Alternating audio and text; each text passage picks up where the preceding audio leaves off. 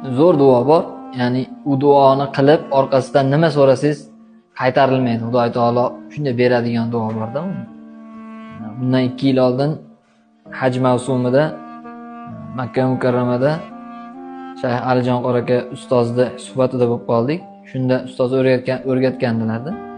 Shu O'zbekiston hojilari bilan bo'lgan suhbatda Allohumma inni as'aluka bi anni ashhadu annaka antalloh la ilaha illa ant al-ahadus samad allazi lam yalid va lam yulad va lam yakul lahu kufuwan ahad. Bu duo ismi azam duosi deyiladi.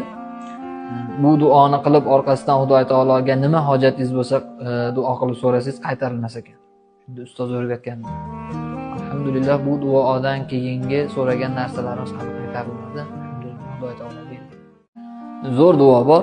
Ya'ni u duoni qilib orqasidan nima so'rasangiz qaytarilmaydi. Xudo taolo shunday beradigan duo borda.